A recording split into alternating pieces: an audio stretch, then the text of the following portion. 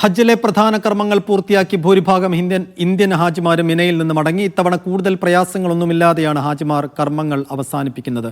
നാളെയുള്ള കല്ലേറ് കർമ്മം കൂടി പൂർത്തിയാക്കിയാകും സംസ്ഥാന ഹജ്ജ് കമ്മിറ്റിക്ക് കീഴിലെത്തിയ ഹാജിമാരുടെ മടക്കം.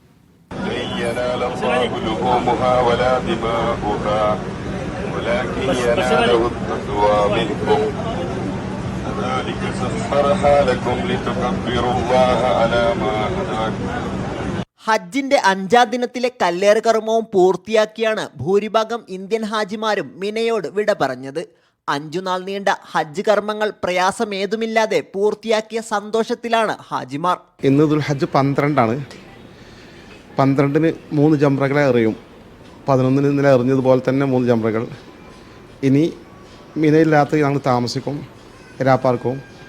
നാളെ വീണ്ടും 3 ജംറകൾ എറിയും ഉച്ചയ്ക്ക് ശേഷം. അതോട് മിന വിട്ട് തിരിച്ച് ഹറമിൽ വന്ന് വിദായിൻ്റെ തവാഫ് ചെയ്ത് പോകേണ്ടവർക്ക് പോകാം. പക്ഷേ ഞങ്ങൾ ഇവിടുന്ന് നേരെ മദീനയിലേക്ക് പോകും. മദീനയിൽ കുറച്ച് ദിവസങ്ങൾ താമസിക്കും. തവാഫും സഅയും പൂർത്തിയാക്കാത്ത അവശരും രോഗികളും താമസ സ്ഥലത്ത് തിരിച്ചെത്തിയ ശേഷമാണ് ബാക്കി കർമ്മങ്ങൾ നിർവഹിക്കുക.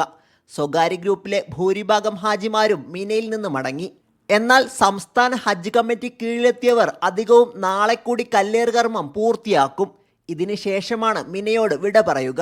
പക്ഷേ ഇന്ന് മഗ്‌രിബ് നമസ്കാരത്തിന് മുമ്പേ കല്ലേറ് കഴിഞ്ഞ് മിന വിട്ട് പ്രദേശം കാലിയാക്കുന്ന വ്യക്തികൾക്ക്, അന്യ സ്ഥലങ്ങളിൽ പോകുന്ന വ്യക്തികൾക്ക് 3-ാം ദിവസത്തെ കല്ലേറ് നിർബന്ധമില്ലാത്തതാണ്.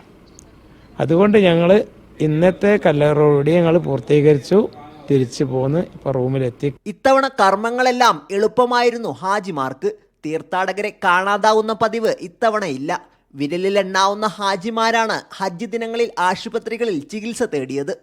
ഇന്ന് മലയാളി തീർത്ഥാടകന്റെ പെട്ടെന്നുള്ള മരണം ഹാജിമാരെ ദുഃഖത്തിലാഴ്ത്തി. 3 മലയാളി ഹാജിമാർ ഹജ്ജിനു മുമ്പ് വിവിധ കാരണങ്ങളാൽ മരണപ്പെട്ടിരുന്നു. 15ഓളം ഹാജിമാരാണ് ഇപ്പോൾ ചികിത്സയിലുള്ളത്. കർമ്മങ്ങളെല്ലാം പൂർത്തിയാക്കി മിനായോട് വിട പറയുകയാണ് ഹാജിമാർ. മിനായിൽ നിന്നും സാബിത് സലീം, മീഡിയ 1.